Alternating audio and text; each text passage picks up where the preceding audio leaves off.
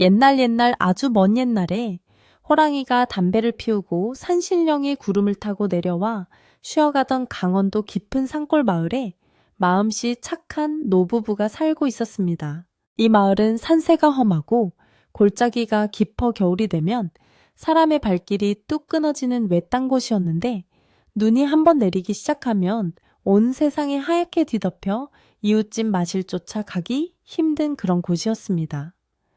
사방을 둘러봐도 보이는 것은 깎아지른 듯한 절벽과 하늘을 찌를 듯 솟아있는 소나무들 뿐이었고 들리는 소리라고는 골짜기를 타고 넘어오는 바람 소리와 나뭇가지에 쌓인 눈이 무게를 이기지 못해 툭툭 떨어지는 소리뿐이었습니다.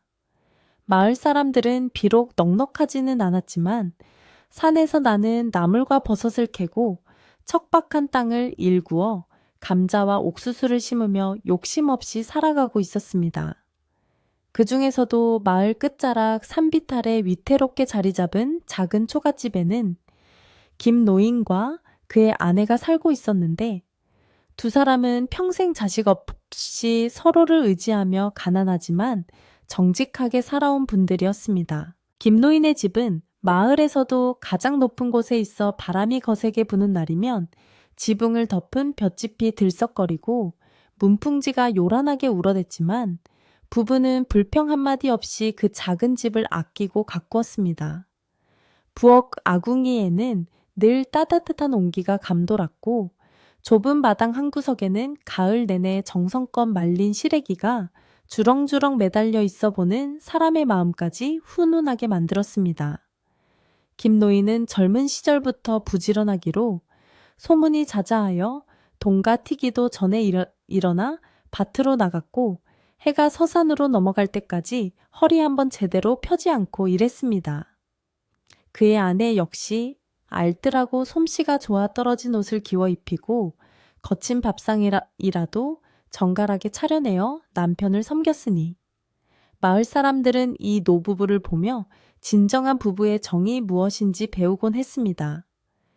비록 가진 것은 넉넉지 않아 끼니를 걱정해야 할 때도 있었지만 부부는 남을 원망하거나 세상을 탓하는 법이 없었습니다. 어느 해 겨울은 유난히도 일찍 찾아와 사람들의 마음을 꽁꽁 얼어붙게 만들었는데 첫눈이 내리기도 전에 매서운 칼바람이 불어닥쳐 나뭇가지들이 비명을 질러댔습니다.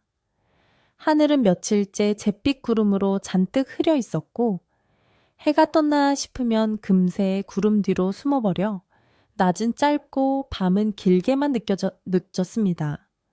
김노인은 창고에 쌓아둔 장작이 이번 겨울을 나기에 충분할지 걱정되어 수시로 들락거리며 나무를 세어보곤 했고 아내는 바닥을 드러내기 시작한 쌀독을 들여다보며 긴 한숨을 삼키곤 했습니다. 하지만 두 사람은 서로에게 걱정을 내비치지 않으려 애썼는데 김노인은 아내가 걱정할까봐 헛기침을 하며 태어난 척했고 아내는 남편이 미안해할까봐 밝은 얼굴로 숭늉을 끓여내왔습니다. 그렇게 하루하루 살얼음판을 걷듯 조심스럽게 겨울을 맞이하고 있던 어느 날 기어이 큰 눈이 내리기 시작했습니다. 처음에는 쌀가루처럼 곱게 흩날리던 눈발이 점차 굵어지더니 나중에는 손뭉치 같은 한방눈이 되어 펑펑 쏟아져 내리기 시작했습니다. 순식간에 앞이 보이지 않을 정도로 거세진 눈보라는 온 세상을 삼킬 듯이 휘몰아쳤고 김노인의 집을 감싸고 있는 흙담장 위로도 하얀 눈이 소복하게 쌓여갔습니다. 밤이 깊어질수록 바람 소리는 더욱 거세져 마치 산짐승이 울부짖는 듯한 소리가 문풍지를 때렸고 방 안의 호롱불조차 그 기세에 눌려 파르르 떨고 있었습니다. 김노인은 잠을 이루지 못한 채 자릿길을 머리맡에 두고 누워 천장을 바라보고 있었고 옆에 누운 아내도 뒤척이며 잠 못 이루기는 마찬가지였습니다. 올겨울 추위가 예사롭지 않구려 아랫마을 박첨진에는 땔감이 넉넉한지 모르겠어. 김노인이 나지막하게 혼잣말처럼 중얼거리자 아내는 남 걱정 일랑 마시고 어서 주무세요. 우리 집 아궁이 불씨나 잘 지키면 되지요. 라며 이불을 끌어당겨 남편의 어깨를 덮어주었습니다. 그때였습니다. 윙윙거리는 바람소리 사이로 무언가 둔탁한 것이 대문을 들이받는 소리가 났습니다. 쿵간 하는 소리가 제법 묵직하게 들려와 김노인은 벌떡 몸을 일으켰습니다. 무슨 소리 못 들었소. 멧돼지라도 내려온 게 아닌가. 김노인의 말에 아내도 몸을 일으키며 귀를 기울였습니다. 잠시 후 다시 한번 쿵털썩 하는 소리가 들려왔는데 그것은 짐승이 들이받는 소리라기보다는 무언가 무거운 것이 힘없이 쓰러지는 소리에 가까웠습니다.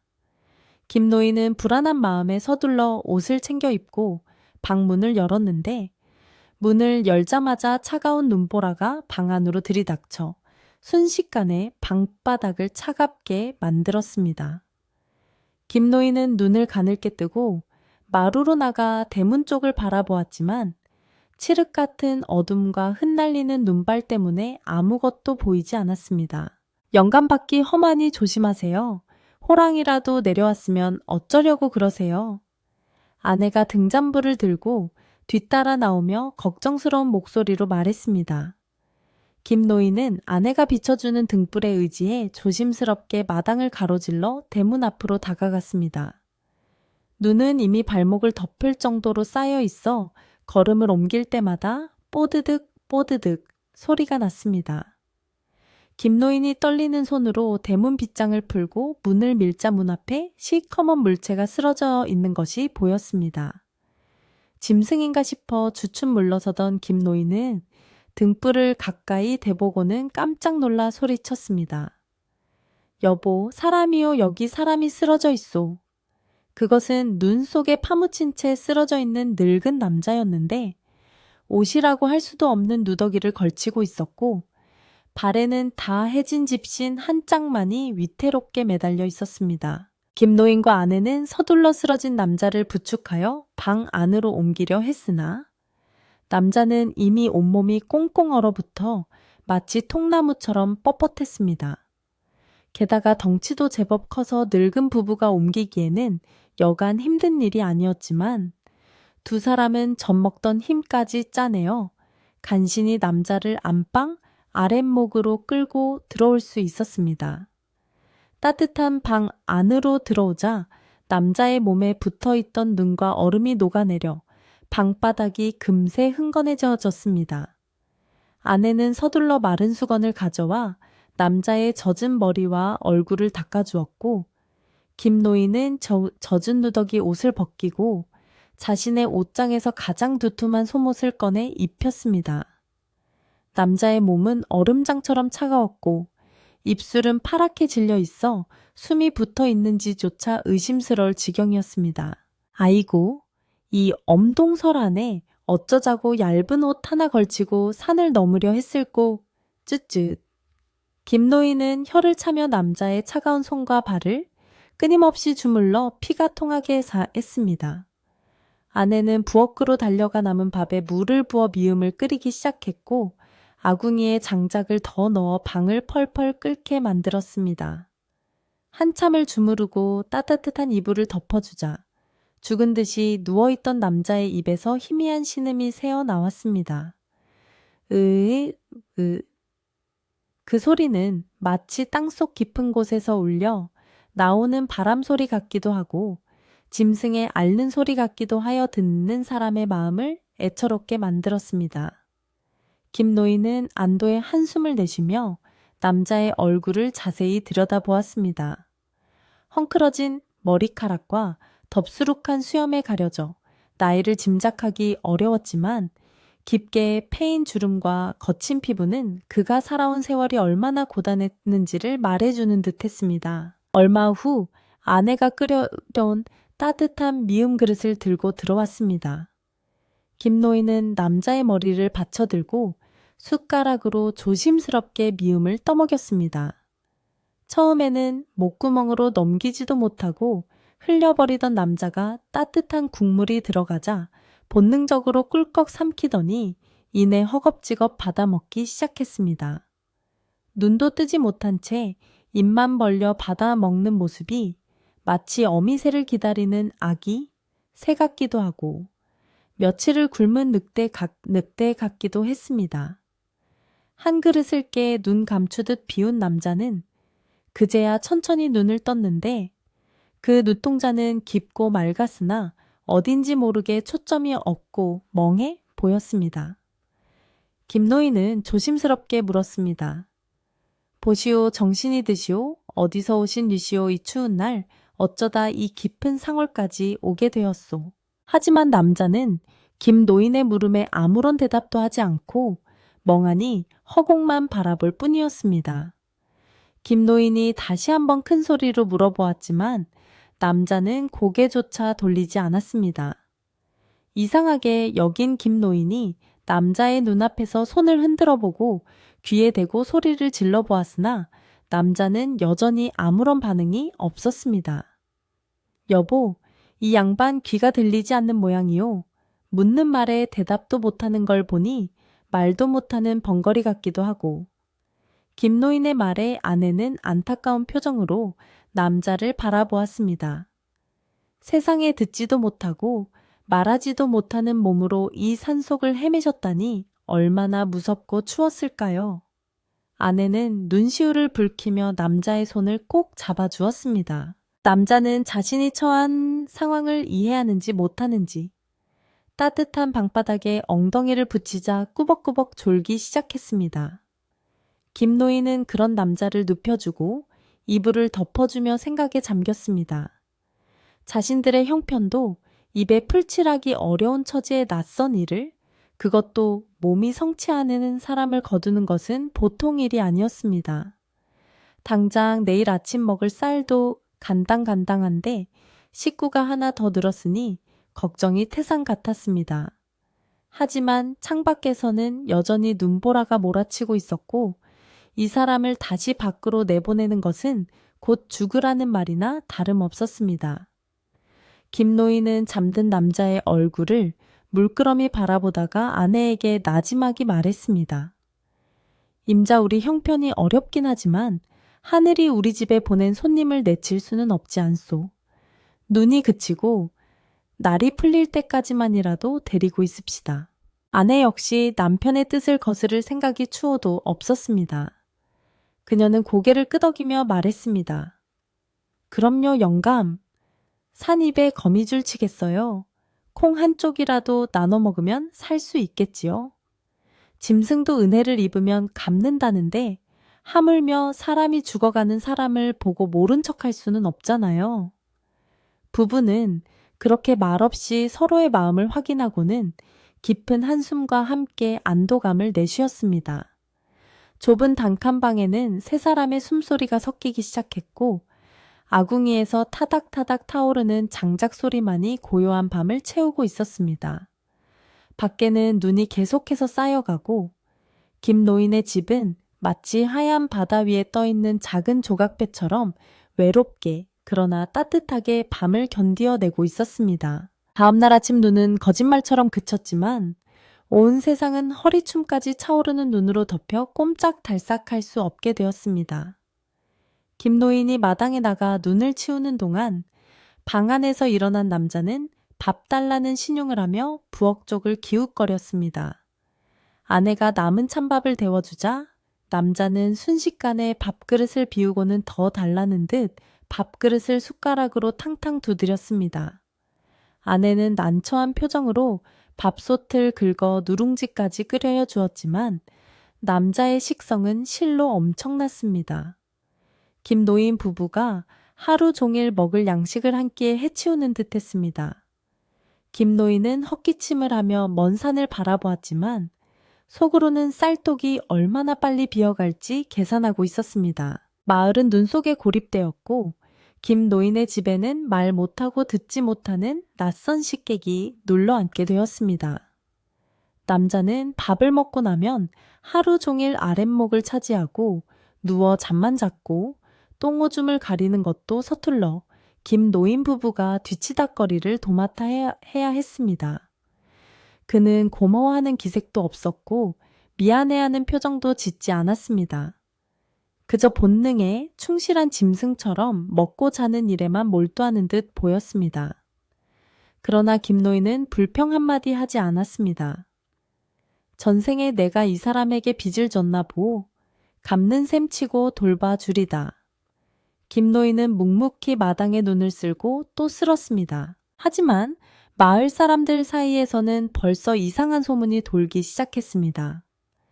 눈을 치우러 나온 이웃집 사람이 김노인네 집에서 낯선 남자가 밥을 축내고 있다는 사실을 알게 된 것입니다. 아니, 제 앞가림도 못하는 김노인네가 거지를 들였다며 그 거지가 보통 내기가 아니라던데 밥을 소처럼 먹는다지? 사람들의 수군거림은 눈덩이처럼 불어나 마을 회관까지 퍼져나갔습니다. 흉흉한 소문은 산 너머 부자 박첨지의 귀에까지 들어가게 되었고, 평소 남의 일에 참견하기 좋아하는 박첨지는 호기심과 비웃음을 가득 안고 김노인의 집을 향해 눈길을 헤치고 올 준비를 하고 있었습니다. 김노인의 집 굴뚝에서는 오늘도 하얀 연기가 피어오르고 있었지만 그 연기 속에는 알 수 없는 불안함과 무거운 짐이 함께 섞여 하늘로 흩어지고 있었습니다. 겨울은 이제 막 시작되었을 뿐이고 쌀독의 쌀은 하루가 다르게 줄어들고 있었습니다. 그렇게 눈이 멈추고 며칠이 지났지만 산골 마을의 추위는 조금도 기세를 꺾지 않았습니다. 처마 끝에는 얼음 팔뚝만 한 고드름이 투명한 창처럼 매달려 위협적으로 번뜩였고 밤새 내린 서리는 마당의 흙을 쇠처럼 단단하게 얼려버렸습니다. 김노인의 집 쌀독은 눈에 띄게 줄어들고 있었습니다. 그도 그럴 것이 굴러들어 온 식객이 먹어 치우는 양이 실로 어마어마했기 때문입니다. 이 벙어리 손님은 아침에 눈을 뜨자마자 부엌 쪽을 바라보며 밥 달라는 신용을 했고 김노인의 아내가 고봉밥을 퍼다 주어도 눈 깜짝할 새에 비워버렸습니다. 보통 사람이라면 배가 불러 숟가락을 놓을 법도 한데 그는 바닥까지 싹싹 긁어먹고도 모자라 숭늉사발까지 단숨에 들이켰습니다. 그러고는 배를 두드리며 따뜻한 아랫목을 차지하고 누워 세상 모르고 코를 골며 잠에 빠져들곤 했습니다. 김노인은 밭일도 없는 겨울이라 하루 종일 방 안에 갇혀 그 모습을 지켜봐야만 했습니다. 처음에는 불쌍한 마음에 밥그릇을 채워주었지만 날이 갈수록 걱정이 앞서는 것은 어쩔 수 없었습니다. 여보, 쌀독을 좀 보시게. 벌써 바닥이 보일락 말락하오. 저 양반. 뱃속에는 거지가 들었나 먹어도 끝이 없구려. 김노인이 나지막이 한숨을 쉬며 말하자 아내는 바느질하던 손을 멈추고 근심 어린 눈으로 남편을 바라보았습니다. 그러게 말이옵니다. 내년 봄 보릿고개까지 버티려면 죽을 쑤어 먹어도 모자랄 판인데 저리 잘 드시니 안 줄 수도 없고 난감합니다. 아내 역시 속이 타들어가기는 마찬가지였으나 밥 숟가락을 입에 넣을 때마다 행복해하는 벙어리 손님의 얼굴을 보면 차마 그만 먹으라는 말이 목구멍 밖으로 나오지 않았습니다. 소문은 발 없는 말이 되어 천리를 간다고 했던가요? 눈길이 뚫리자마자 마을 사람들 사이에서는 김노인네 집에 대한 이야기가 화제거리가 되었습니다. 우물가에 모인 아낙네들은 얼음을 깨고 물을 기르며 수군거렸습니다. 아니, 그 찢어지게 가난한 김노인네가 덩치 큰 벙어리 거지를 상전처럼 모시고 있다면서 글쎄 말이야, 자기들 먹을 것도 없어서 겨우내 굶을 판이라던데 무슨 배짱으로 남의 식구까지 걷었는지 몰라. 혹시 그 거지가 숨겨둔 금덩이라도 있는 거 아냐. 그러니까 저렇게 지극정성이지. 말하기 좋아하는 사람들은 저마다 한마디씩 보태며 김노인의 행동을 이해할 수 없다는 듯 혀를 찼습니다. 어떤 이는 김노인이 노망이 났다고 했고 어떤 이는 착한 척하다가 온 집안이 거덜날 것이라고 비웃었습니다. 그러던 어느 날 오후 마을에서 제일 가는 부자인 박첨지가 김노인의 집을 찾아왔습니다. 박첨지는 마을 입구에 기와집을 짓고 살며 논밭을 소유한 유지였으나 성정이 고약하고 인색하여 마을 사람들에게 인심을 잃은 지 오래였습니다. 그는 두툼한 비단 속옷을 겹쳐 입고 털이 복슬복슬한 털모자까지 쓴 채 지팡이를 짚고 헉헉거리며 언덕을 올라왔습니다. 이봐, 김노인 계신가? 박첨지의 거만한 목소리가 마당에 울려 퍼지자 김노인은 깜짝 놀라 방문을 열었습니다. 아이고, 이게 누구십니까? 첨지 어른께서 이 누추한 곳까지 어인 일이십니까? 김노인은 서둘러 대돌 아래로 내려와 허리를 굽혔습니다. 박첨지는 김노인의 인사는 받는 둥, 마는 둥 하며 신발도 벗지 않고 마루에 걸터앉아 방안을 힐끔거렸습니다. 열린 방문 사이로 아랫목에 누워 자고 있는 번거리 손님의 모습이 보였습니다. 허허, 소문이 사실이었구만. 자네 제정신인가 저런 쓸모없는 식충이를 집안에 들이다니.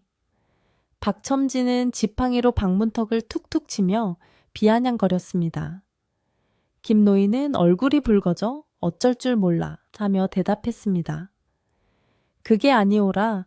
눈보라 치는 밤에 얼어 죽게 생긴 사람을 어찌 모른 척합니까? 잠시 날이 풀릴 때까지만 데리고 있으려던 것이? 김노인의 말끝이 흐려지자 박첨지는 코웃음을 쳤습니다. 채 잠시 저 꼴을 보니 아주 눌러앉은 모양새인데 자네 집 쌀독이 화수분이라도 되는 줄 아나. 박첨지의 목소리가 커지자 부엌에서 일하던 김노인의 아내가 쟁반에 따뜻한 물 한 그릇을 받쳐 들고 나왔습니다. 첨지 어른 추운데 오시느라 고생하셨습니다. 물 한 모금 드시고 말씀하시지요.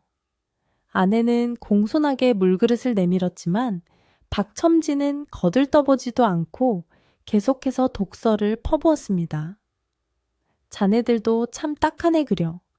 내 집 곳간에 쌀이 썩어나가도 나는 거지 한 놈 들이지 않네. 왜인 줄 아나 한 번 베풀면 권리인 줄 알고 달려드는 게 저런 족속들이야. 나중에 저놈 내보낼 때 어쩌려고 그래. 몽둥이질이라도 해서 쫓아낼 텐가. 박첨지의 말은 매정했지만 현실적인 지적에 김노인은 아무 말도 할 수 없었습니다.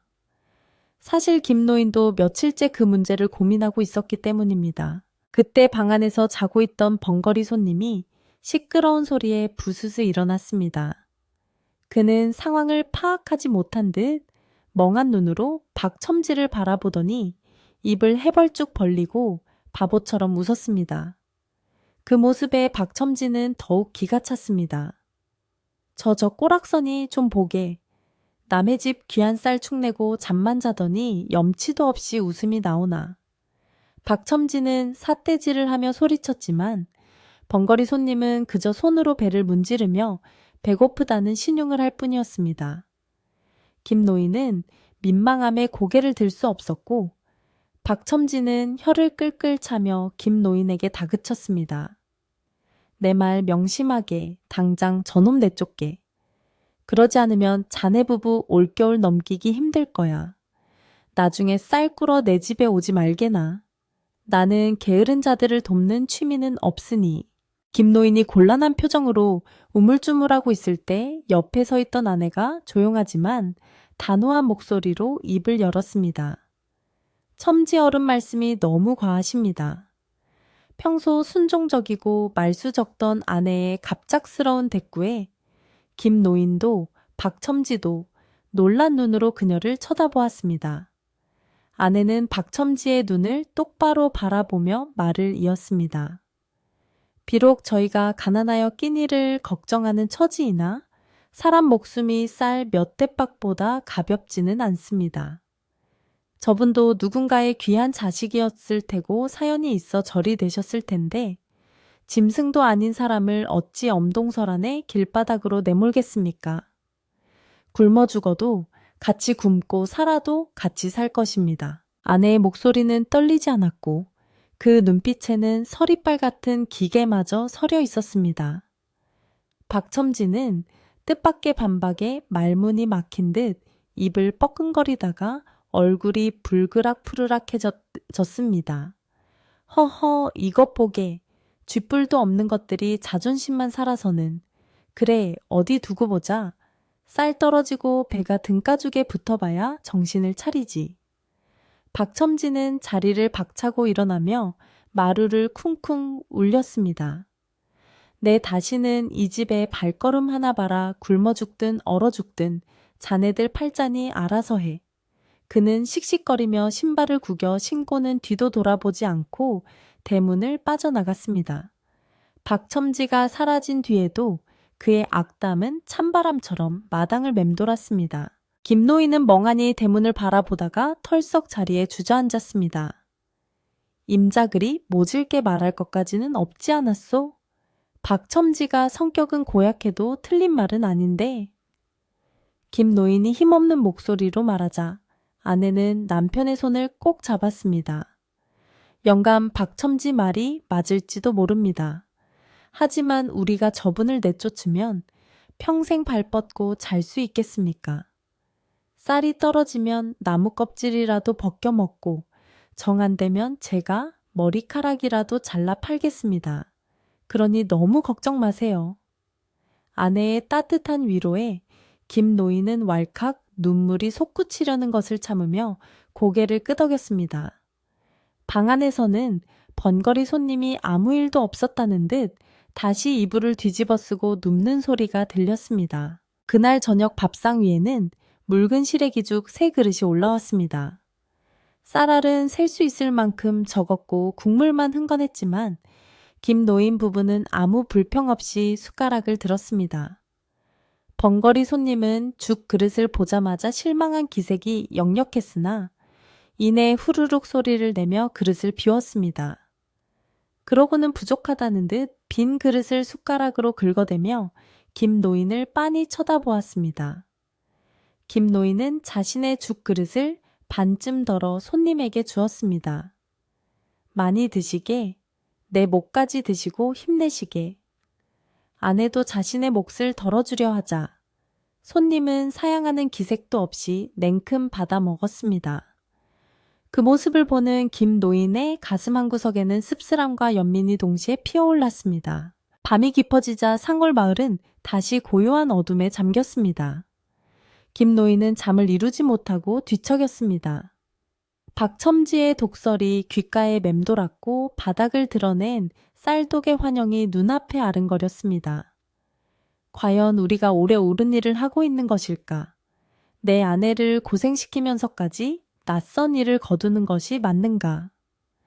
김노인의 마음속에서는 하루에도 12번씩 갈등이 일어났습니다. 하지만 옆에서 들려오는 번거리 손님의 규칙적인 숨소리를 들으면 차마 그를 차가운 눈밭으로 내밀 상상을 할 수가 없었습니다. 바람은 문풍지를 거칠게 흔들었고 멀리서 들려오는 부엉이 울음소리가 처량하게 밤 공기를 갈사다. 좀더 도저히 주민으로 갈라져 주민다. 며칠 뒤 또다시 눈이 내리기 시작했습니다. 이번 눈은 지난번보다 더 끈질기고 매섭게 내렸습니다. 마을 사람들은 집집마다 문을 걸어 잠그고 겨울을 나기 위해 웅크렸고 김노인의 집은 점점 더 고립되어 갔습니다. 땔감도 여유가 없어 아궁이에 불을 지피는 횟수를 줄여야 했고 방 안의 공기는 점점 차가워졌습니다. 벙어리 손님은 추위를 많이 타는지 이불 밖으로 나오려 하지 않았고 밥 먹을 때를 제외하고는 군뱅이처럼 웅크리고만 있었습니다. 김노인은 산에 올라가 마른 나뭇가지라도 주워오려 했지만 눈이 너무 깊어 엄두를 낼 수 없었습니다. 그저 마당에 쌓인 눈을 치우며 하늘을 원망스럽게 쳐다볼 뿐이었습니다. 설날이 코앞으로 다가오고 있었습니다. 예년 같으면 떡살을 불리고 조청을 고느라 온 집안에 구수한 냄새가 진동했을 테지만 올해 김노인의 집은 적막강산이었습니다. 쌀독은 이제 정말 바닥을 긁는 소리조차 나지 않을 만큼 텅 비어가고 있었습니다. 남은 것이라고는 약간의 잡곡과 말린 나물, 그리고 내년 농사를 위해 목숨처럼 아껴둔 씨앗, 쌀 한 자루뿐이었습니다. 영감, 이제 며칠 있으면 설날입니다. 조상님 차례상은 고사하고 떡국 한 그릇 끓여 먹기도 어렵게 되었습니다. 아내가 힘없는 목소리로 말했습니다. 김 노인은 아무 말 없이 담배 없는 곰방대를 입에 물고 먼 산만 바라보았습니다. 마을 사람들의 시선도 점점 차가워졌습니다. 누구 하나 김 노인의 집에 들러 안부를 묻는 이가 없었고 가끔 마주치는 사람들은 혀를 차며 피하기 바빴습니다. 저러다 셋 다 굶어 죽으면 누가 치워주나 하는 잔인한 뒷말들이 바람을 타고 들려왔습니다. 김 노인은 자신이 평생 지켜온 체면과 자존심이 무너져 내리는 것을 느꼈지만 지금 당장 배고픔을 호소하는 손님의 눈빛을 외면하는 것이 더 괴로웠습니다. 번거리 손님은 그런 사정을 아는지 모르는지 오늘도 밥그릇을 두드리며 배고픔을 호소하고 있었습니다. 그의 천진난만하면서도 야속한 눈동자는 김 노인의 마음을 더욱 무겁게 짓눌렀습니다. 어느 날 밤 번거리 손님이 끙끙 앓는 소리를 내기 시작했습니다. 얼굴이 불덩이처럼 달아오르고 식은땀을 흘리며 괴로워했습니다. 단순히 배가 고픈 것이 아니라 몸살이 난 것 같았습니다. 아이고, 이 일을 어쩌나 약 한 첩 쓸 형편도 못 되는데. 아내는 물수건으로 손님의 이마를 닦아주며 발을 동동 굴았습니다. 손님은 고열에 시달리면서도 헛소리 한번 하지 않고 그저 고통스러운 신음만 흘렸습니다. 김 노인은 자신의 낡은 속옷을 벗어 손님에게 덮어주고 차가운 윗목에서 웅크리고 앉아 밤을 지새웠습니다. 자신의 몸도 으슬으슬 추워왔지만 앓고 있는 손님을 두고 잠을 잘 수는 없었습니다. 다음날 아침 김 노인은 중대한 결심을 한 듯 비장한 표정으로 아내를 불렀습니다. 임자 아무래도 안 되겠소. 박첨진에 가서 쌀을 좀 구워봐야겠소. 내 자존심 다 버리고 무릎이라도 꿇을 테니 쌀 한 되만이라도 얻어와야겠소. 저 양반 저러다 잘못되면 우리 집에서 초상 치르게 생겼소. 김 노인의 목소리는 떨리고 있었습니다. 평생 남에게 아쉬운 소리 한 번 안 하고 살아온 그에게 구걸은 죽기보다 싫은 일이었지만 눈앞에 죽어가는 생명을 살리기 위해서는 어쩔 수 없는 선택이었습니다. 아내는 말리고 싶었지만 별다른 뾰족한 수가 없었기에 눈물만 훔치며 고개를 끄덕였습니다. 김 노인은 다해진 두루마기를 걸치고 지팡이를 짚은 채 박첨진의 집으로 향했습니다. 눈길은 미끄러웠고 바람은 매서웠지만 김 노인의 발걸음을 무겁게 만드는 것은 날씨가 아니라 마음의 짐이었습니다. 박첨진의 대문 앞에 도착한 김 노인은 몇 번이나 망설이다가 떨리는 손으로 문고리를 잡았습니다. 대문 안쪽에서는 고기 굽는 냄새와 떡 찌는 냄새가 풍겨나와 김 노인의 빈속을 더욱 쓰리게 만들었습니다. 이보시오 계시오. 김 노인이 용기를 내어 소리쳤지만 대답 대신 사나운 개 짖는 소리만 요란하게 들려왔습니다. 한참 뒤 하인이 나와 문을 빼꼼히 열고는 김 노인의 행색을 훑어보았습니다. 니신데 아침부터 소란이요? 주인어른 좀 뵙자고 여쭈어라. 김 노인이 왔다고. 김 노인이 사정하듯 말했지만 하인은 콧방귀를 뀌며 말했습니다. 주인어른께서는 지금 출타 중이십니다. 그리고 거지나 잡상이는 들이지 말라 하셨으니 썩 돌아가시오. 하인은 매몰차게 대문을 쾅 닫아버렸습니다. 사실 박첨지는 방 안에서 따뜻한 술을 마시고 있었지만 김 노인이 올 것을 짐작하고 문전박대하라고 시켰던 것입니다. 김 노인은 닫힌 대문 앞에서 한참을 서성이다가 힘없이 발길을 돌렸습니다. 돌아오는 길, 그의 어깨 위로 하염없이 눈이 쏟아져 내렸고 그의 눈에서도 뜨거운 눈물이 흘러내려 차가운 볼을 적셨습니다. 이제 남은 희망이라고는 광에 숨겨둔 씨앗 쌀뿐이었습니다. 집으로 돌아온 김 노인은 아내에게 빈손을 보이며 힘없이 고개를 저었습니다. 방 안에서는 여전히 벙어리 손님의 앓는 소리가 들려왔습니다. 김 노인과 아내는 말없이 마주 앉았습니다. 벽에 걸린 달력은 내일 모레가 설날임을 알리고 있었습니다. 김노인은 결심한 듯 자리에서 일어나 광으로 향했습니다. 그리고 깊숙한 곳에 숨겨두었던 작은 항아리를 꺼내왔습니다. 그것은 내년 봄에 뿌릴 벽시가 담긴 농사꾼에게는 목숨과도 같은 항아리였습니다. 임자 이걸 찌읍시다. 내년 농사는 나중에 생각하고 우선 설날 아침에 저 양반 쌀밥이나 배불리 먹입시다. 가다가 죽더라도 배는 채워 보내야 하지 않겠소. 김 노인의 말에 아내는 소리 없이 눈물을 흘리며 항아리를 받아들었습니다. 씨앗 쌀을 담은 항아리를 부엌으로 들고 들어가는 아내의 손은 사시나무 떨듯 가늘게 떨리고 있었습니다. 농사꾼에게 씨앗쌀이란 내년 1년의 희망이자 생명줄이나 다름없는 것이었습니다. 아무리 배가 고파도 당장 굶어 죽을 지경에 이르러도 차마 손대지 못하는 것이 바로 이 씨앗쌀이었습니다.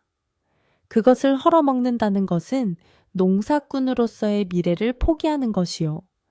다가올 봄에 씨를 뿌릴 땅을 버리는 것과 마찬가지였습니다.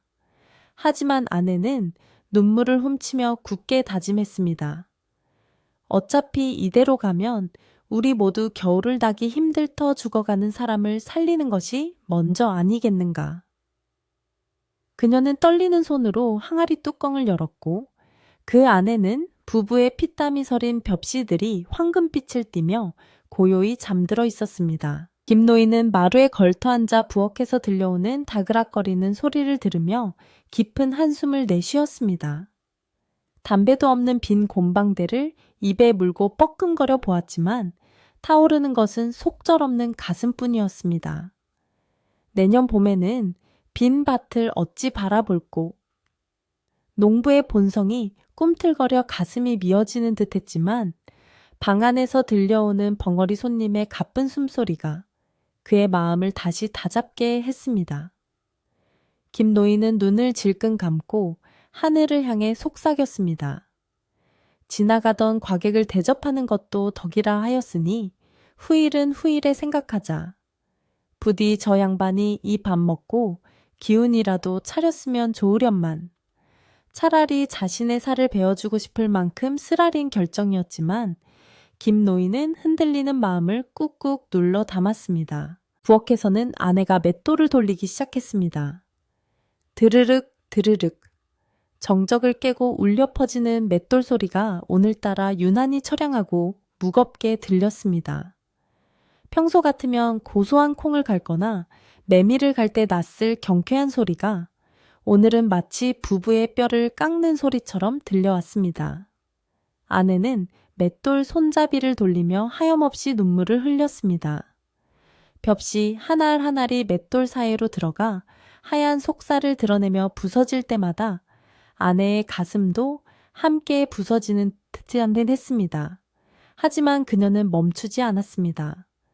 이 쌀가루가 모여 따뜻한 밥이 되고 그 밥이 저 불쌍한 손님의 언 몸을 녹일 수만 있다면 그것으로 족하다고 스스로를 위로했습니다. 방 안에 누워있던 벙어리 손님은 맷돌 소리를 듣고 있는 것일까요? 고열에 시달려 혼미한 와중에도 그의 눈꺼풀이 파르르 떨렸습니다. 며칠째 제대로 먹지도 못하고 알아누워 헬쑥해진 얼굴이었지만 그 표정은 고통스러워 보이기보다는 어딘가 모르게 평온해 보였습니다. 가끔씩 하며 앓는 소리를 냈지만 그것은 아픔을 호소하는 소리라기보다는 깊은 잠에 빠진 사람의 잠꼬대처럼 들리기도 했습니다. 김노인은 방으로 들어와 손님의 땀 젖은 이마를 닦아주며 말했습니다. 조금만 참으시게. 내일이면 설날이니 내 임자가 귀한 쌀밥을 지어 올릴 것이네. 그거 너 드시고 벌떡 일어나셔야지. 손님은 대답 대신 김 노인의 손을 슬며시 잡았는데 그 소나기 힘이 앓는 사람답지 않게 묵직하고 따뜻했습니다. 어느덧 해가 저물고 산골 마을에 섣달그음의 어둠이 내려앉기 시작했습니다. 예년 같으면 집집마다 내일 아침 차례상을 준비하느라 불이 환하게 켜져 있고 아이들의 웃음소리가 담장을 넘어왔을 테지만 올해에는 폭설과 추위 탓인지 마을 전체가 쥐 죽은 듯 조용했습니다. 간혹 들려오는 것은 멀리서 개 짖는 소리와 매서운 바람이 나뭇가지를 흔드는 소리뿐이었습니다. 그러나 김 노인의 집 부엌에서만큼은 희미하지만 따뜻한 불빛이 새어 나오고 있었습니다. 아끼고 아껴두었던 호롱불 기름을 오늘 밤만큼은 넉넉히 부어 부엌과 안방을 환하게 밝힌 것입니다. 오늘 밤은 제석 추지이니 잠을 자면 눈썹이 샌다지 않소. 우리도 불을 밝히고 새해를 맞이합시다. 김 노인의 말에 아내도 젖은 눈을 닦으며 희미하게 미소를 지었습니다. 마을 사람들은 김 노인네 집 굴뚝에서 피어오르는 연기를 보며 의아해했습니다. 저 집 쌀이 다 떨어졌다더니 무슨 연기인가? 혹시 땔감이 없어서 집기라도 태우는 거 아닌가? 사람들은 걱정 반, 호기심 반으로 수군거렸지만 누구 하나 선뜻 눈길을 헤치고 올라가 볼 생각은 하지 않았습니다. 오직 한 사람 박첨지만이 그 연기를 보고 배가 아파 견딜 수가 없었습니다. 저놈들이 굶어 죽어도 시원찮을 판에 굴뚝에 연기를 피워 내 눈으로 직접 확인해 봐야겠어. 박첨지는 두툼한 속옷을 껴입고 하인 하나를 앞세워 김 노인의 집으로 향했습니다. 그는 김 노인이 비참하게 떨고 있는 꼴을 보며 자신의 풍요로움을 확인하고 싶었던 것입니다. 박첨지가 김 노인의 집 담장 너머로 고개를 내밀었을 때 그는 코끝을 스치는 냄새에 깜짝 놀라고 말았습니다. 그것은 다름 아닌 갓 지은 하얀 쌀밥의 구수하고 달큰한 냄새였습니다. 보리나 조가 섞이지 않은 순도 높은 햅쌀밥 냄새가 차가운 겨울바람을 타고 진동하고 있었습니다. 이게 무슨 냄새야? 쌀밥 냄새 아닌가? 박첨지는 자신의 코를 의심하며 킁킁거렸습니다. 분명히 쌀이 떨어져 굶어 죽게 생겼다고 했는데 어디서 쌀이 나서 밥을 짓는단 말인가? 박첨지의 얼굴이 질투와 의심으로 일그러졌습니다. 그는 도둑고양이처럼 발소리를 죽이고 부엌 쪽으로 살금살금 다가가 문틈으로 안을 엿보았습니다. 부엌 안에서는 김 노인의 아내가 가마솥 앞에서 불을 떼고 있었습니다. 아궁이 속 장작불은 활활 타오르며 솥뚜껑을 들썩이게 했고 솥 가장자리로는 하얀 김이 칙칙 소리를 내며 뿜어져 나오고 있었습니다. 뜸을 들이는 시간인지 구수한 밥 냄새는 절정에 달해 있었습니다. 아내의 얼굴은 불빛에 비쳐 붉게 상기되어 있었지만 그 눈가에는 여전히 눈물 자국이 선명했습니다. 박첨지는 그 모습을 보고 혀를 찼습니다. 채 빚이라도 내서 쌀을 산 건가? 아니면 훔치기라도 했나? 주제에 쌀밥이라니 가당치도 않군. 그는 속으로 비웃으며 김 노인이 망하기만을 바랐지만 한편으로는 그 밥 냄새에 군침이 도는 것을 어쩔 수 없었습니다. 방 안에서는 김 노인이 벙어리 손님을 일으켜 앉히고 있었습니다. 며칠을 누워만 있던 손님은 신기하게도 밥 냄새가 나자마자 눈을 번쩍 뜨고 상체를 일으켰습니다. 밥 냄새는 귀신같이 아시는구려. 그래요. 오늘은 설날이니 이 밥 쌀밥을 드셔야지요. 김 노인은 손님의 등을 받쳐주며 윗목에 개어놓은 이불을 등바디 삼아 편안하게 앉혀주었습니다. 손님은 여전히 말은 없었지만 그 눈빛만은 전과 달리 맑고 또렷해 보였습니다. 마치 깊은 산속 옹달샘처럼 투명하게 빛나는 눈동자가 김 노인을 빤히 응시했는데 그 눈빛이 어찌나 깊은지 김 노인은 순간적으로 마음속 깊은 곳까지 들여다 보이는 듯한 기분이 들어 움찔했습니다. 연간밥이 다 되었습니다. 상을 봐올까요? 부엌에서 아내의 목소리가 들려왔습니다. 그래 어서 가져오게. 배가 많이 고프실 게야. 김 노인의 대답에 아내는 정성스럽게 닦은 소반 위에 밥과 국을 담기 시작했습니다. 반찬이라고는 잘 익은 김치 한 보시기와 간장에 절인 고추 몇 개가 전부였지만 그릇에 소복하게 담긴 하얀 쌀밥만큼은 임금님 수라상 부럽지 않을 만큼 윤기가 자르르 흘렀습니다. 쌀알 하나하나가 살아있는 듯 탱글탱글했고 김이 모락모락 피어오르는 모습은 보기만 해도 배가 부를 지경이었습니다. 아내는 마지막으로 국그릇에 맑은 무국을 퍼 담으며 마음속으로 기도했습니다. 부디 이 밥 드시고 털고 일어나소서. 우리 부부의 정성이 하늘에 닿기를 바랍니다. 아내가 밥상을 들고 방으로 들어오자 좁은 방 안은 순식간에 훈훈한 기운으로 가득 찼습니다. 밥상 위에는 김노인 부부의 몫은 없었습니다. 오로지 손님을 위한 밥 한 그릇과 국 한 그릇, 그리고 숟가락 한 벌뿐이었습니다. 김노인은 민망한 듯 헛기침을 하며 말했습니다. 우리는 아까 부엌에서 누룽지를 긁어 먹었으니 걱정 말고 드시게. 오늘은 특별한 날이니 배가 터지도록 드셔도 되네. 사실 부부는 쌀 씻은 물 뜨물을 끓여 마신 것이 전부였지만 손님이 미안해할까봐 선의의 거짓말을 한 것입니다. 손님은 밥상을 내려다보더니 숟가락을 들지 않고 김노인 부부를 번갈아 쳐다보았습니다. 그때였습니다. 밖에서 몰래 엿보던 박첨지가 문틈으로 찬바람이 들어오게 문을 살짝 밀었습니다. 어디 거지놈이 쌀밥 먹는 꼴 좀 보자. 심술궂은 생각으로 문을 삐끔히 열어젖힌 순간 박첨지는 깜짝 놀라 뒤로 나자빠질 뻔했습니다. 방 안의 풍경이 예사롭지 않았기 때문입니다. 등잔불 하나 켜지 않은 어두침침해야 할 방, 아니 이상하게도 은은한 서강으로 빛나고 있는 듯했습니다.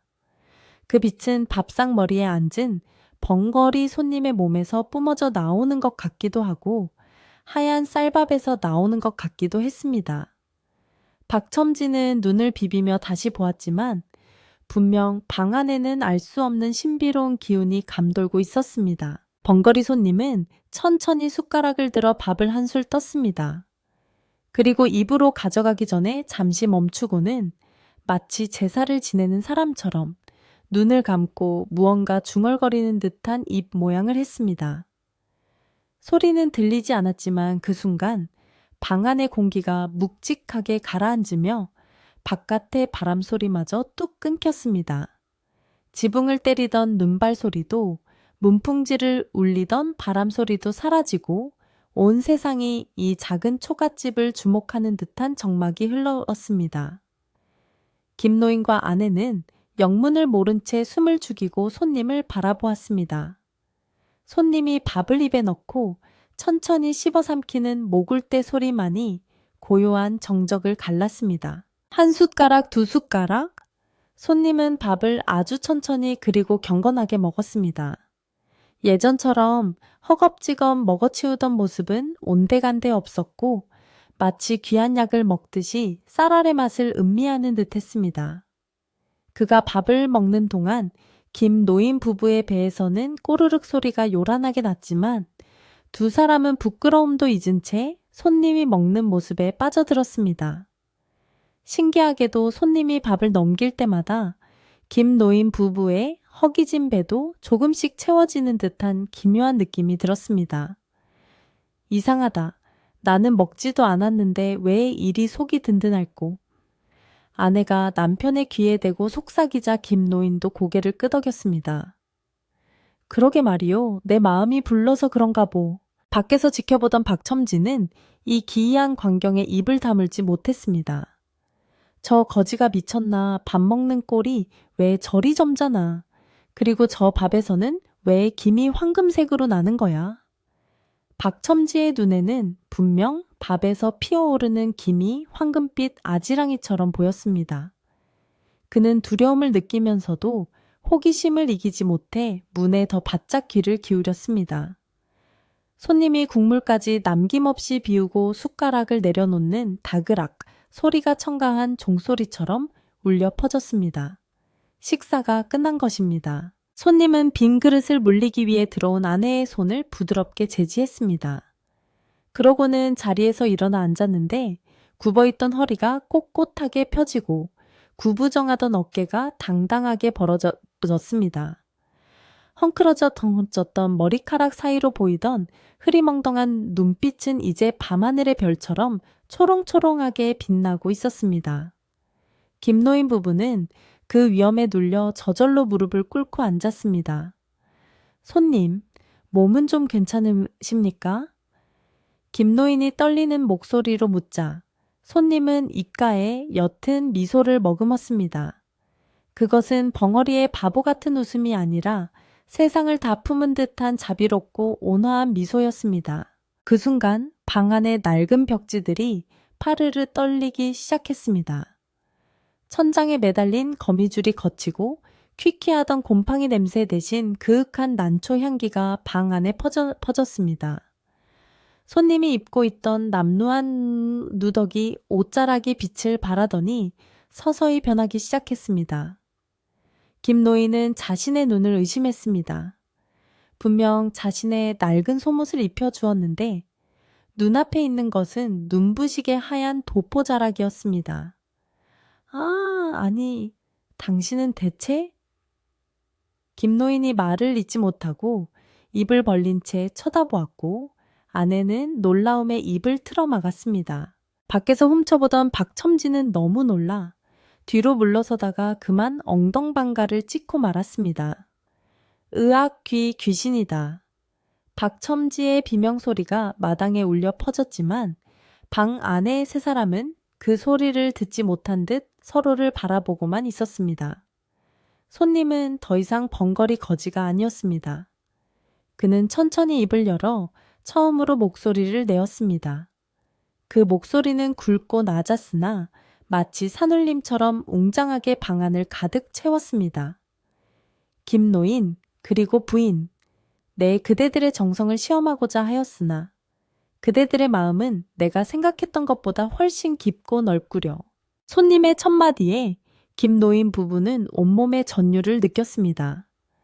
벙어리인 줄만 알았던 손님이 말을 하다니 그것도 이토록 위험 있는 목소리로 부부는 이것이 꿈인지 생시인지 분간할 수 없었지만 눈앞에 펼쳐지는 광경은 너무나도 생생했습니다. 손님의 등 뒤로는 후광이 비치고 있었고 방바닥은 따뜻하다 못해 뜨겁게 달아올랐습니다. 이제 막 설날이 시작되는 지시가 되었습니다. 새해의 첫 시간이 신비로운 기적과 함께 열리고 있었습니다. 밖에는 언제 그랬냐는 듯 눈보라가 멈추고 구름 사이로 둥근 달이 얼굴을 내밀어 김노인의 작은 초가집을 환하게 비추고 있었습니다. 김노인은 떨리는 목소리로 되물었습니다. 그렇다면 어르신은 사람이 아니시란 말씀입니까? 저희가 몰라 뵙고 누추하게 대접하여 죽을 죄를 지었습니다. 김노인과 아내는 바닥에 넙죽 엎드려 절을 올렸습니다. 씨앗 쌀을 찧어 만든 마지막 밥상이 인간이 아닌 신령스러운 존재에게 바친 공양이었음을 깨닫는 순간이었습니다. 손님은 아니 신선은 허허롭게 웃으며 지팡이를 들어 방바닥을 쿵 하고 울렸습니다. 그 소리는 집 전체를 흔들며 잠들어 있던 대지의 기운을 깨우는 듯 했습니다. 일어나시오. 고개를 드시오. 오늘 그대들에게 줄 선물이 있어. 이리 모습을 드러낸 것이오. 신선의 말 한마디에 방 안의 공기는 마치 봄날의 아지랑이처럼 따스하게 피어올랐습니다. 김노인과 아내는 감히 고개를 들지 못한 채 방바닥에 이마를 조아리고 있었습니다. 그들의 등 뒤로는 식은땀이 흘렀으나 그것은 두려움 때문이 아니라 경외감 때문이었습니다. 눈앞의 존재는 분명 조금 전까지 알아누워 있던 번거리 거린이었으나 지금은 온몸에서 성스러운 빛을 뿜어내는 산신령의 모습이었기 때문입니다. 신선은 부드러운 눈길로 노부부를 내려다보며 다시 한번 입을 열었습니다. 나는 이 뒷산 깊은 골짜기를 지키는 산신이요. 올겨울 유난히 눈이 많이 내려 산짐승들도 굶주리는 터에 딘간 세상의 인심은 어떠한지 궁금하여 내려와 보았소. 신선의 목소리는 마치 깊은 계곡의 물소리처럼 청가하게 울려 퍼졌습니다. 마을을 둘러보니 곡간이 가득 찬 집은 대문을 걸어 잠그고 나그네를 박대하였으나 가진 것 없는 그대들만이 유일하게 문을 열어주었소. 신선은 지팡이를 들어 김 노인의 어깨를 가볍게 두드렸습니다. 그 손길은 깃털처럼 가벼웠으나 김 노인의 몸속 깊은 곳까지 따뜻한 기운을 불어넣어 주었습니다. 내 며칠 동안 그대들의 쌀독을 비우고 귀찮게 하고 심지어 병든 척하며 그대들의 마음을 시험하였소. 허나 그대들은 실은 내색 한 번 하지 않고 오히려 자신의 살을 깎아 나를 먹이려 하였지. 특히 오늘 밤 내년 농사를 위해 목숨처럼 아끼던 씨앗쌀을 헐어 밥을 지어온 그 정성은 하늘을 감동시키기에 충분하였소. 신선의 칭찬에 김 노인의 아내는 참았던 눈물을 왈칵 쏟아냈습니다. 씨앗쌀을 맷돌에 갈며 흘렸던 서러움과 안타까움이 신선의 인정 한마디에 눈 녹듯 사라지는 순간이었습니다. 그때 밖에서 쿵 하는 소리와 함께 문이 벌컥 열렸습니다. 엉덩방가를 찧었던 박첨지가 놀란 가슴을 진정시키지 못하고 기어들어온 것입니다. 그는 도망가야 한다는 것을 알면서도 방 안에서 새어나오는 황금빛과 선물이라는 말에 혹하여 욕심을 버리지 못했습니다. 박첨지는 엎드려 있는 김 노인 부부 옆으로 비집고 들어와 납작 엎드렸습니다. 아이고 신령님, 저도 왔습니다. 저 박첨지입니다. 이 마을에서 제일 가는 부자 박첨지가 문안 인사 올립니다. 박첨지는 허둥지둥 절을 하며 곁눈질로 신선의 표정을 살폈습니다. 그의 눈은 신선보다는 방 구석구석에 혹시라도 생겨날 금덩이에 더 관심이 있는 듯 번들거렸습니다. 신선은 인자하던 표정을 거두고 서리빨처럼 차가운 눈빛으로 박첨지를 내려다 보았습니다. 네가 바로 그 욕심쟁이 박첨지로구나. 신선의 목소리가 낮게 깔리자 방 안에 따뜻했던 공기가 순식간에 차갑게 얼어붙었습니다. 박첨지는 온몸을 사시나무 떨듯 떨며 변명을 늘어놓기 시작했습니다. 아이고 신령님, 오해십니다. 저도 마음만은 굴뚝 같았으나 워낙 흉년이라. 그리고 저 김노인이 주제넘게 신령님을 독차지하려 하여 제가 감시하러 온 것입죠. 헤헤. 박첨지의 비굴한 웃음소리가 적막한 방 안에 울려 퍼지자 듣고 있던 김노인조차 민망하여 고개를 돌렸습니다. 그러나 신선은 그 뻔뻔한 거짓말에 속아 넘어갈 리 없었습니다. 내 이놈 닥치지 못할까. 신선이 호통을 치어채자 박첨지는 딸꾹질을 하며 입을 다물었습니다. 내 너의 곳간에 쌀이 썩어나가 쥐들이 잔치를 벌이는 것을 보았느니라. 네 집 앞을 지나던 굶주린 아이를 매몰차게 쫓아내는 것도 보았지. 너는 재물은 모았으나 덕은 쌓지 못하였고 배는 불렀으나 마음은 가난하기 짝이 없구나. 신선의 호통소리는 천둥소리처럼 박첨지의 귓가를 때렸습니다. 박첨지는 너무 무서워 오줌을 지릴 뻔하였습니다. 용용서해 주십시오. 제가 잘못했습니다. 한 번만 살려주십시오. 박첨지는 이마를 방바닥에 찌으며 애원했습니다. 신선은 혀를 차며 지팡이로 박첨지의 엉덩이를 툭 쳤습니다. 네, 죄를 네가 알렸다. 썩 물러가지 않고 뭣하느냐. 너에게 줄 복은 쌀 한 톨도 없으니 당장 네 집으로 돌아가 문을 걸어 잠그고 네가 가진 재물을 지키기나 하여라. 허나 명심해라. 나누지 않는 재물은 썩은 물과 같아서 언젠가는 둑을 터뜨리고 너를 삼킬 것이다. 신선의 지팡이 끝에서 바람이 일더니 박첨지의 몸이 붕 떠올라 마루 밖으로 튕겨 나갔습니다. 으악! 비명과 함께 박첨지는 눈 쌓인 마당을 떼굴떼굴 굴러 대문 밖으로 사라졌습니다. 그의 모습은 마치 볼링핀이 쓰러지듯 우스꽝스러웠지만 그 누구도 웃지 못할 만큼 엄숙한 징벌이었습니다. 방 안에는 다시 고요와 평화가 찾아왔습니다.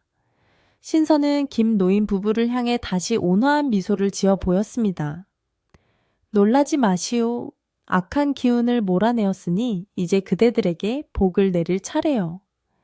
신선은 자리에서 일어나 방 한구석에 놓인 텅 빈 쌀독 앞으로 다가갔습니다. 그리고 손에 든 지팡이로 쌀독을 톡톡 하고 가볍게 두드렸습니다. 그러자 믿을 수 없는 일이 벌어졌습니다. 쏴 하는 소리와 함께 마치 폭포수가 쏟아지는 듯한 소리가 쌀독 안에서 들려오기 시작한 것입니다.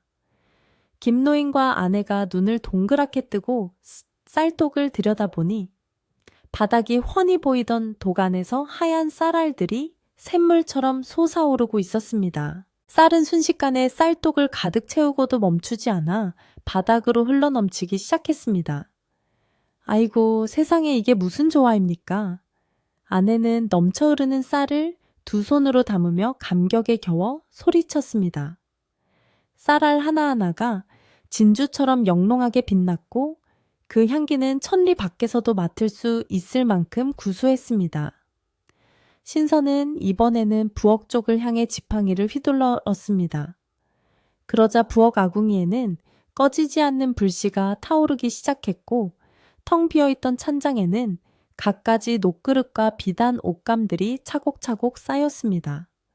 마당의 헛간에는 겨우내 떼고도 남을 만큼 질 좋은 장작이 산더미처럼 쌓여갔습니다. 이 햇살은 화수분과 같아서 퍼내도 줄어들지 않을 것이오. 또한 이 장작은 그대들의 따뜻한 마음처럼 영원히 꺼지지 않을 것이오. 신선의 말에 김노인은 눈물을 흘리며 엎드려 절하했습니다. 신령님, 저희 같은 미천한 늙은이들에게 이런 과분한 복을 주시다니요. 이 은혜를 어찌 다 갚겠습니까?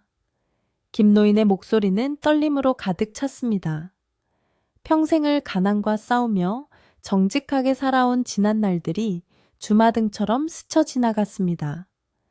남을 속이지 않고 가진 것을 나누며 살아온 삶이 결코 헛되지 않았음을 확인받는 순간이었습니다. 신선은 김노인을 일으켜 세우며 손을 잡았습니다. 은혜를 갚을 필요 없소. 그대들이 이미 내게 베풀었으니 내가 갚는 것이오. 다만 이 재물을 혼자만 쓰지 말고 지금처럼 어려운 이웃과 나누며 사시오.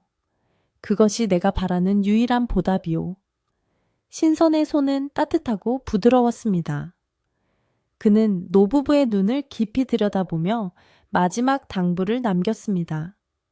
사람이 사람을 위하는 마음, 그것이 바로 신선이 사는 세상이오. 그 마음 변치 마시오. 말을 마친 신선은 뒷짐을 지고 열려있는 방문을 향해 걸어갔습니다. 그의 발걸음은 구름 위를 걷는 듯 가벼웠습니다.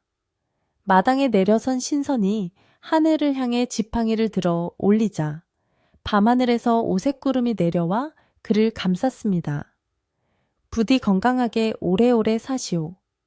신선의 목소리가 메아리처럼 멀어지며 그는 구름과 함께 밤하늘 저 높이 올라가 사라졌습니다. 김노인과 아내는 신선이 사라진 밤하늘을 향해 오랫동안 절을 올렸습니다. 눈밭에는 신선이 밟고 지나간 발자국 하나 남지 않았고 오직 하늘에서 반짝이는 별들만이 그들이 겪은 일이 꿈이 아님을 증명하고 있었습니다. 어느덧 새벽 딸기 우는 소리가 들려왔습니다. 꽃기요. 긴 겨울밤이 지나고 드디어 설날 아침이 밝아오고 있었습니다. 밤새 내리던 눈도 완전히 그치고 동쪽 하늘에서는 붉은 태양이 솟아오르며 하얀 설원을 황금빛으로 물들였습니다. 김노인과 아내는 서로의 얼굴을 바라보며 꿈만 같은 지난밤의 일을 되새겼습니다. 여보, 이게 꿈은 아니겠지요?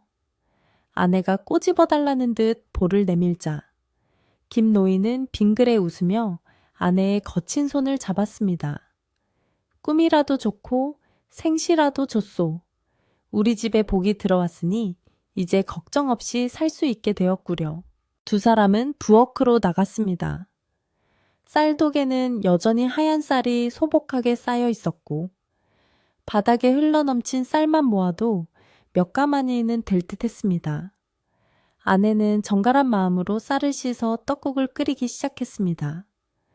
뽀얀 국물이 우러나고 떡이 익어가는 냄새가 담장을 넘어 마을 전체로 퍼져나갔습니다. 그 냄새는 평범한 음식 냄새가 아니었습니다. 맞는 사람의 마음까지 배부르게 하고 얼어붙은 몸을 녹여주는 신비한 향기였습니다. 마을 사람들은 하나둘 잠에서 깨어 밖으로 나왔습니다. 이게 무슨 맛있는 냄새지. 김 노인네 집 쪽에서 나는 것 같은데 사람들은 의아해하며 웅성거렸습니다. 어제까지만 해도 굶어 죽을 거라고 수군대던 집에서 마을 잔치라도 버리는 듯한 냄새가 났기 때문입니다. 호기심을 참지 못한 이웃들이 하나둘 김 노인의 집으로 모여들기 시작했습니다. 대문은 활짝 열려 있었고 마당에 쌓인 눈은 깨끗하게 치워져 있었습니다. 그리고 그 마당 한가운데에는 쌀가마니와 장작더미가 믿을 수 없을 만큼 쌓여 있었습니다. 김 노인은 대문 밖으로 나와 어리둥절해하는 마을 사람들을 맞이했습니다. 그의 얼굴에는 지난밤의 근심은 온데간데 없고 넉넉하고 평온한 미소가 걸려 있었습니다. 이웃 여러분, 새해 복 많이 받으십시오. 오늘 아침은 저희 집에서 떡국 한 그릇씩 하고 가시지요. 김 노인의 목소리는 힘찼습니다. 사람들은 김 노인의 집 안에 쌓인 재물을 보고 입을 다물지 못했습니다. 아니, 김 노인 이게 다 웬 쌀인가? 어젯밤에 무슨 일이 있었던 건가? 사람들이 묻자 김 노인은 그저 허허 웃으며 대답했습니다. 하늘이 주신 선물이니 우리 다 같이 나눠 먹읍시다. 배고픈 사람은 누구나 와서 드시오. 그 시각 박첨지의 집은 초상집처럼 조용했습니다. 밤새 도깨비에게 홀린 듯 굴러떨어진 박첨지는 허리를 다쳐 꼼짝도 못하고 방에 누워 끙끙 앓고 있었습니다. 하인들이 가져다 준 떡국도 맛이 없다며 상을 엎어버리고 김 노인네 집 쪽에서 들려오는 사람들의 웃음소리에 귀를 막으며 이불을 뒤집었었습니다. 욕심이 부른 화는 그의 마음을 더욱 춥고 비참하게 만들 뿐이었습니다. 반면 김 노인의 집은 마을 사람들의 온기로 가득 찼습니다. 좁은 방과 마루마당까지 멍석을 깔고 앉은 사람들은 김 노인의 아내가 퍼주는 떡국을 받아들며 행복해했습니다. 김 노인의 아내는 큰 가마솥에서 떡국을 퍼내고 또 퍼내도 국물이 줄어들지 않는 것을 보고 놀라워했습니다. 신선이 말한 화수분의 기적이 실제로 일어나고 있었던 것입니다. 마을 사람들은 따뜻한 떡국을 먹으며 김 노인 부부의 덕을 칭송했습니다. 역시 착한 사람은 하늘이 돕는다더니 김 노인네가 복을 받았구려. 그 벙어리 손님이 보통 분이 아니셨던 게야. 우리가 사람을 잘못 봤어. 사람들은 자신들의 편협했던 생각을 반성하며 김 노인 부부에게 진심 어린 축하를 건넸습니다. 마을 잔치는 해가 중천에 뜰 때까지 계속되었습니다. 아이들은 배불리 먹고 마당을 뛰어다녔고 어른들은 덕담을 주고받으며 웃음꽃을 피웠습니다. 이제 김 노인의 집은 더 이상 마을 끝자락의 외로운 초가집이 아니었습니다. 마을의 사랑방이 되었고 배고픈 이들의 쉼터가 되었습니다. 김 노인은 사람들 틈에서 행복한 표정으로 떡국을 드는 아내를 바라보았습니다. 아내의 주름진 얼굴이 오늘따라 소녀처럼 고와 보였습니다. 임자 고생 많았소. 이제 우리도 남 부럽지 않게 베풀며 삽시다. 김 노인의 말에 아내는 수줍게 웃으며 고개를 끄덕였습니다. 쌀독은 가득 찼고 아궁이는 따뜻했으며 무엇보다 집 안가득 사람들의 정이 넘쳐 흘렀습니다. 지난밤의 눈보라는 거짓말처럼 사라지고 평화롭고 풍요로운 설날의 햇살만이 김 노인의 집 지붕 위로 쏟아져 내리고 있었습니다. 설날 잔치가 끝난 뒤에도 김 노인의 집 대문은 닫힐 줄을 몰랐습니다.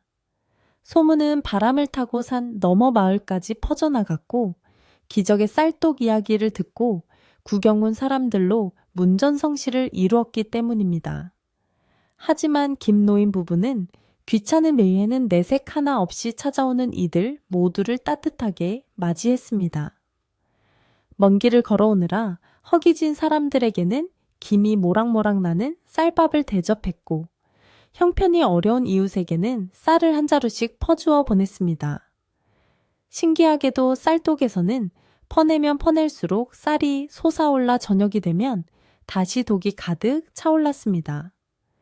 김노인은 쌀독을 어루만지며 이것은 우리 것이 아니라 세상 사람들의 배고픔을 달래라고 주신 신령님의 뜻이다 라고 입버릇처럼 말했습니다. 마을 사람들은 김노인을 활불 살아있는 부처이라 부르며 존경했고 김노인의 집은 마을의 구심점이 되어 웃음과 덕담이 끊이지 않았습니다. 한편 마을의 부자였던 박첨지의 집은 한겨울의 찬바람보다 더 싸늘한 정막만이 감돌고 있었습니다.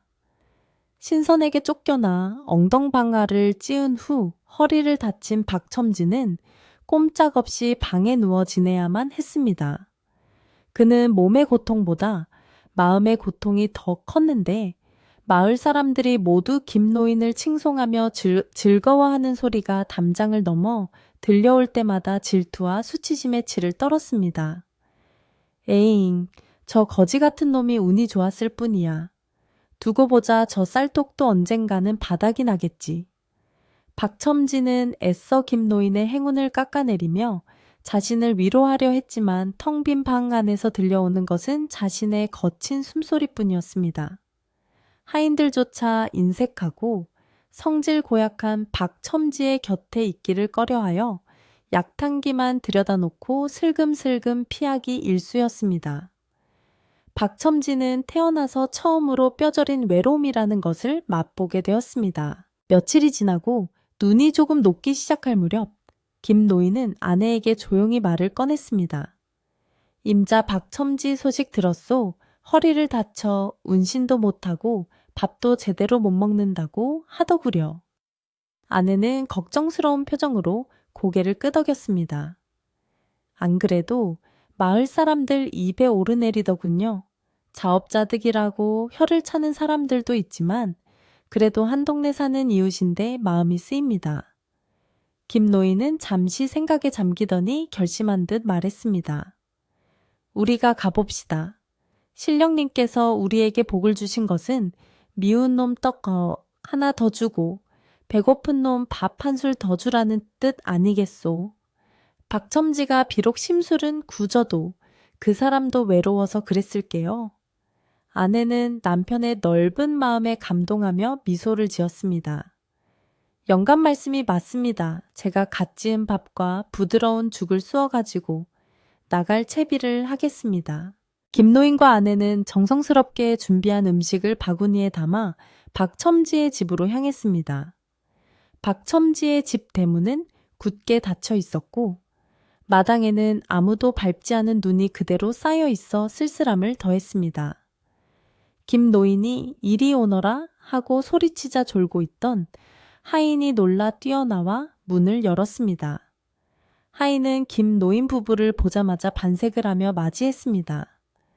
아이고, 김어르신 오셨습니까? 어서 오십시오.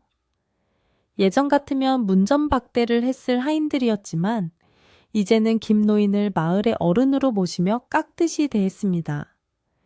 김노인은 하인에게 박첨지의 안부를 묻고는 조심스럽게 안채로 발걸음을 옮겼습니다.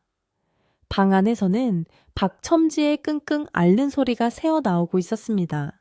첨지 어른 저 김노인입니다. 몸은 좀 어떠신지요? 김노인이 방문 밖에서 조심스럽게 말을 건네자 방 안의 신음소리가 뚝 그쳤습니다. 잠시 후 박첨지의 퉁명스러운 목소리가 들려왔습니다. 흥 자네가 여긴 웬일인가? 쌀독 자랑이라도 하러 왔는가?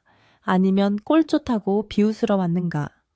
박첨지는 여전히 가시돋친 말을 내뱉었지만 그 목소리에는 힘이 하나도 없었습니다.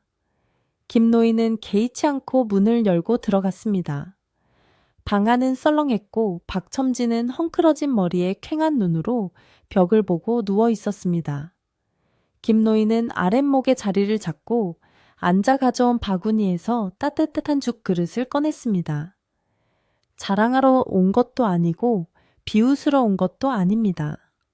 그저 이웃이 편찮으시다니 따뜻한 밥 한 끼 나누러 왔습니다. 김노인의 아내가 소반에 죽과 물김치를 정갈하게 차려 박첨지 머리맡에 놓았습니다. 고소한 참기름 냄새와 구수한 쌀죽 냄새가 박첨지의 코를 자극했습니다.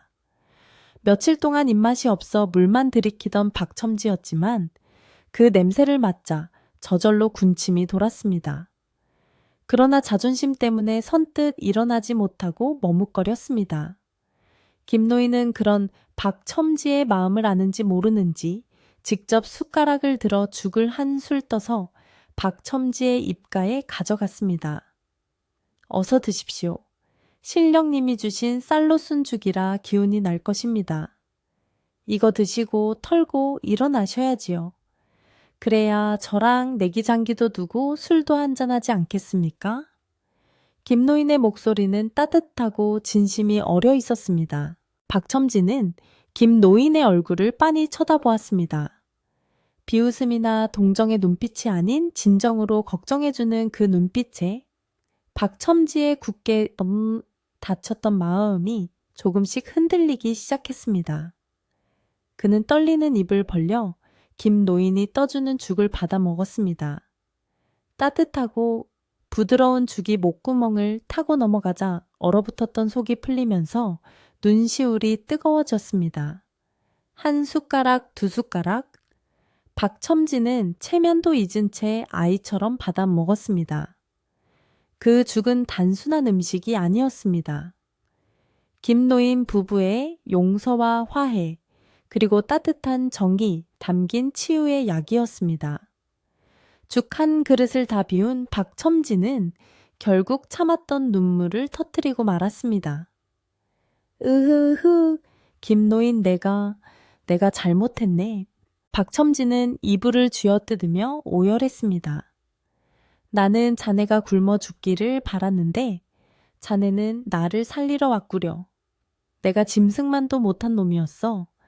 그 많은 재물을 가지고도 베풀 줄 모르고 오히려 가난한 자네를 멸시했으니 신령님께 벌을 받아 마땅해. 박첨지의 참회는 진심이었습니다. 김노인은 박첨지의 손을 꼭 잡아주며 등을 토닥거렸습니다. 지난 일은 다 잊으십시오. 사람은 누구나 실수를 하는 법입니다. 이제부터라도 마음을 고쳐먹고 덕을 베풀며 살면 됩니다. 신령님도 그걸 바라고 계실 겁니다. 김노인의 아내도 눈물을 훔치며 박첨지에게 따뜻한 숭늉을 건넸습니다. 맞습니다, 어르신. 이제 몸 추스르시고 저희와 함께 마을을 위해 좋은 일 많이 하시면 됩니다. 그날 이후 박첨지는 완전히 다른 사람이 되었습니다. 김노인의 정성 어린 간호와 신비한 쌀죽 덕분인지 박첨지의 허리는 씻은 듯이 나았고 기운도 되찾았습니다. 자리를 털고 일어난 박첨지가 가장 먼저 한 일은 자신의 고간 문을 활짝 여는 것이었습니다. 그는 마을 사람들을 불러 모아 그동안 쌓아두었던 곡식과 옷감을 나누어 주었습니다. 내 그동안 욕심에 눈이 멀어 이웃을 돌보지 못했소. 내 죄를 갚는 뜻에서 이 곡식을 나누니 부디 받아주시오. 박첨지가 고개를 숙여 사과하자 마을 사람들은 처음에는 어리둥절했지만 곧 그의 진심을 받아들이고 박수와 환호로 답했습니다. 박첨지의 얼굴에도 생전 처음 보는 편안하고 행복한 미소가 피어올랐습니다. 마을에는 진정한 평화가 찾아왔습니다. 김노인의 집에는 마르지 않는 쌀독이 있었고 박첨지의 집에는 뉘우침으로 얻은 넉넉한 인심이 있었습니다. 두 집이 앞장서서 어려운 이들을 도우니 이 산골 마을에는 굶주리는 사람이 단 한 명도 없게 되었습니다. 겨울이 지나고 봄이 찾아오자 마을에 들파는 희망으로 가득 찼습니다. 김노인이 신선에게 받은 복으로 나눠준 씨앗들은 척박한 땅에서도 무럭무럭 자라났습니다. 바위 틈에서도 싹이 트고 가뭄이 들어도 김노인의 논밭만큼은 늘 푸르름을 유지했습니다. 사람들은 김노인네 씨앗은 신선이 주신 거라 다르다며 앞다투어 농사를 지었고 그해 가을 마을은 유례 없는 대풍년을 맞이했습니다. 세월은 유수와 같이 흘러갔습니다. 김노인과 아내는 어느덧 머리가 하얗게 센 호호백발의 노인이 되었습니다. 하지만 두 분의 얼굴은 갓난아이처럼 맑고 고왔으며 허리도 꼿꼿했습니다. 마을 아이들은 김노인을 쌀독 할아버지, 아내를 밥 할머니라 부르며 따랐습니다. 김노인은 툇마루에 앉아 아이들에게 옛날 이야기를 들려주는 것을 낙으로 삼았습니다. 옛날에 눈이 펑펑 쏟아지던 날 벙어리 손님이 찾아오셨는데 말이야. 아이들은 눈을 반짝이며 귀를 기울였고 이야기를 들을 때마다 착한 마음씨가 얼마나 중요한지 마음에 새겼습니다. 박첨지도 김노인과 둘도 없는 친구가 되어 날마다 김노인의 집 마루에 앉아 장기를 두며 노년을 함께 보냈습니다. 어느 맑은 가을날 저녁 둥근 보름달이 마을을 환하게 비추고 있었습니다. 김노인과 아내는 마당의 평상에 나란히 앉아 달을 올려다보고 있었습니다. 마당 한켠에는 여전히 신령님이 선물해 주신 쌀독이 놓여 있었고 부엌에서는 며느리가 저녁밥을 짓는 구수한 냄새가 풍겨왔습니다. 임자, 우리가 참 오래 살았구려. 저 달을 보니 그날 밤 신령님이 떠오르는구려. 김노인이 곰방대를 두드리며 말하자 아내는 주름진 손으로 남편의 손등을 덮으며 대답했습니다. 그러게요. 그때 우리가 욕심을 부리고 그분을 내쫓았다면 어찌 되었을까요? 생각만 해도 아찔합니다. 두 사람은 서로를 바라보며 빙그레 웃었습니다. 내 평생 가장 잘한 일은 당신을 만난 것이고 두 번째로 잘한 일은 그분을 거둔 것이오. 김노인의 고백에 아내의 얼굴이 붉게 물들었습니다. 밤바람이 대나무 숲을 지나며 사르락 사르락 노래를 불렀고 풀벌레들은 가을밤의 교향곡을 연주했습니다. 마을 집집마다 밝혀진 호롱불들은 마치 땅에 내려온 별들처럼 반짝였고 그 평화로운 풍경 속에서 김노인 부부의 모습은 한 폭의 그림과 같았습니다. 그들은 재물보다 더 귀한 것은 나누는 마음이며 그 마음이 곧 행복의 쌀독임을 온몸으로 보여준 분들이었습니다. 그 후로도 김노인 부부는 오래오래 건강하게 살았습니다. 신비한 쌀독은 김노인 부부가 세상을 떠난 뒤에도 자손들에게 전해져 대대로 가문의 자랑이자 마을의 보물이 되었다고 합니다. 하지만 그 쌀독의 진짜 비밀은 쌀이 솟아나는 마법에 있는 것이 아니라 쌀독을 지키는 사람들의 착하고 어진 마음에 있었다는 것을 마을 사람들은 모두 알고 있었습니다. 지금도 강원도 깊은 산골 어느 마을에 가면 눈 오는 밤 낯선 손님을 위해 방을 따뜻하게 데워놓고 기다리는 후손들이 살고 있다고 전해집니다. 오늘 밤 여러분의 꿈속에도 따뜻한 쌀밥 냄새와 함께 하얀 눈꽃 송이가 축복처럼 내리기를 바랍니다. 착한 마음은 언젠가 반드시 복으로 돌아온다는 예시하기를 기억하며 편안한 밤 되시길 바랍니다. 밤이 깊었습니다. 산골 마을의 바람소리도 자장가처럼 들려오는 고요한 밤입니다.